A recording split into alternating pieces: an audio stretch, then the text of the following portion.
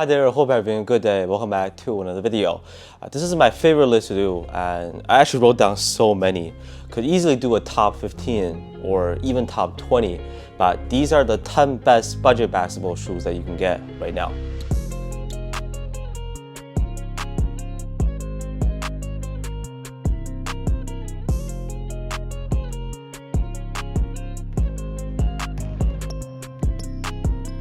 So to avoid confusion, I'm not going to go strictly by release time. Instead, these are all shoes that are available now, and you should be able to easily find a pair.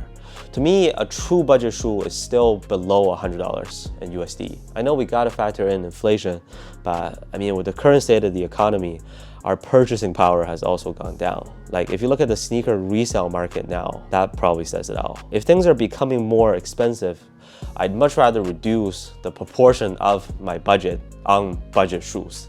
Anyways, $100 is the cutoff line for the sake of this list. And this price range is really interesting because brands have to work on ways to deliver good products at the minimum cost. Affordability is key. And speaking of affordability, today's sponsor once again makes mesh shorts with great quality and really dope design at a decent price of $45. And that is the good people over at Kinetic Kings. Their fundamental shorts to me are very versatile. You can for sure wear them casually out to the streets, but also rock them on the court to hoop it.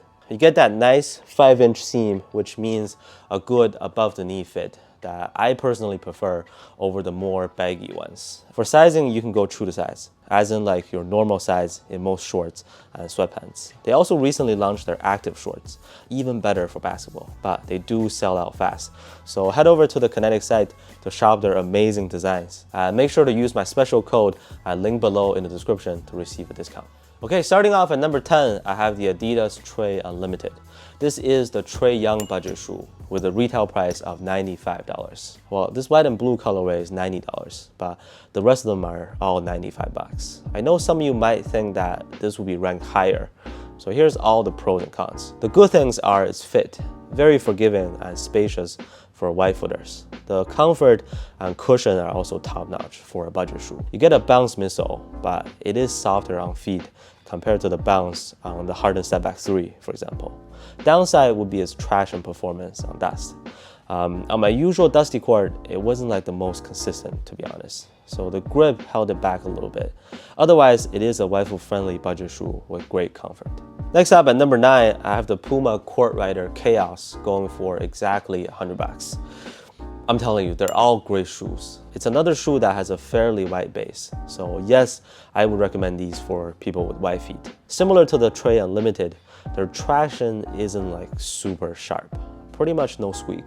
It gets the job done, but it won't be like top tier traction.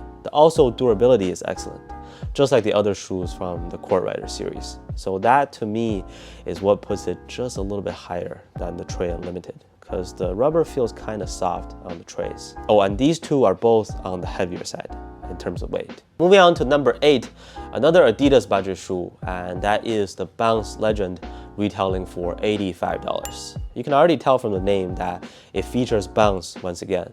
Pretty much the same formula that Adidas uses on their budget shoes. So why do I have this higher than the Trae Unlimited? Traction. The grip is more consistent. As simple as that.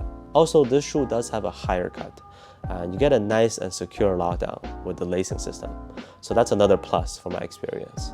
It is basically a team model with no signature athlete attached to it, but they made some nice colorways. Some should be going on sale already. Number 7 is the UA Spawn 5, right at $100.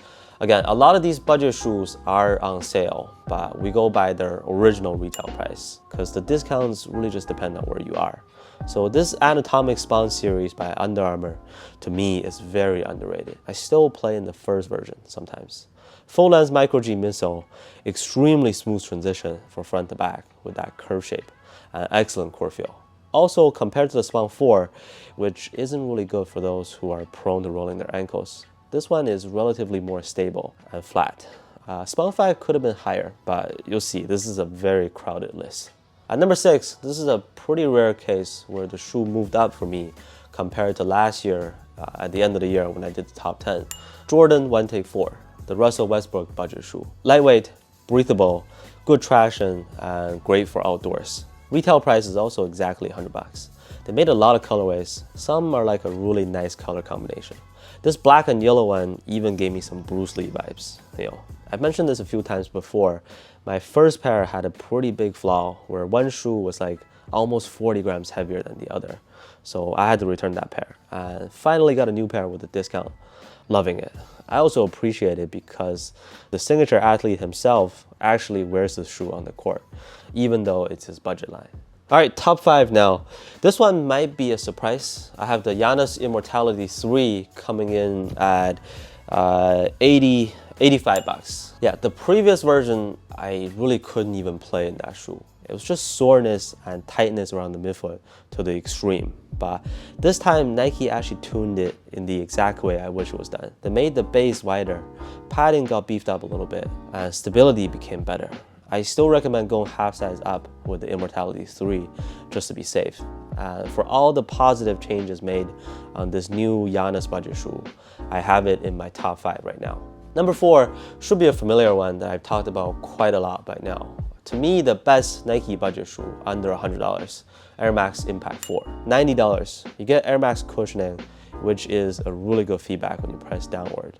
Just not the type of cushion that you can usually get at this price range. The herringbone also gives you great traction, and it is durable for outdoors. I've been using my Air Max Impact 3 outdoors. They're basically the same also, so yeah. Coming in at number 3 is a pretty recent release. They pretty much retained all the good features from the previous version, but they finally changed up the outsole and traction pattern. That is the Curry 307 from Under Armour, or Curry brand I should say. Yeah, this is the Steph Curry budget shoe. He also has the Hover Splash series at like mid-tier pricing. Those use hover cushioning, and these have a full-length micro G midsole. Cushion, top tier from budget shoes. Soft mesh on the upper, nothing crazy, but very smooth ride and comfortable on feet. Traction performance was slightly better than the 306. I think I put the 306 at second place last year for my top 10 budget shoes. So already a great shoe, new version is even better. Oh, these are 85 bucks, forgot to mention. Very good value for its price. At second place, I have the Dame Certified. Here, I do have to mention that I consider the Harden Stepback 3 to be a close alternative, but to me, the Dame Certified is slightly better overall. Also, the Stepback 3, at least I can't really find a pair anymore as we speak. From my experience, I would say out of all the shoes on this list, the Dame Certified probably has the best grip.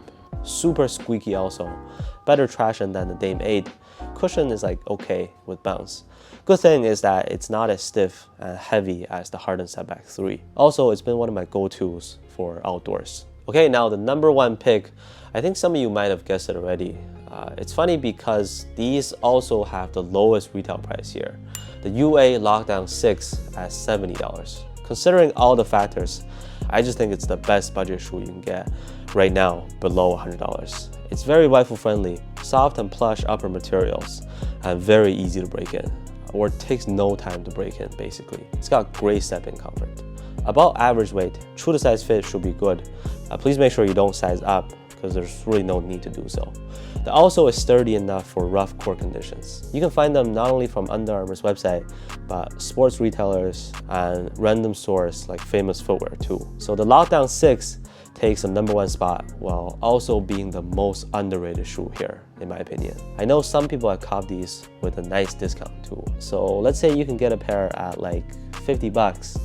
Man, that's delicious. I guess I'll do some honorable mentions, but there's really so many still. And leading the honorable mentions is one that may not be available anymore, the UA Jet 21.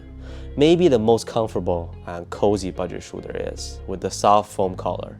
I'll put up the link to my video on that on the top right corner. Actually, all 4 shoes from that video are great budget options, like the Nike Flyby Mid 3. The D'Angelo Russell shoe, Iceblood V2 from Wave Wade, is also a great budget shoe that is super low to the ground, but they only released 2 colorways, so I don't know if you can still find your size. D'Lo himself just doesn't wear it much on the court.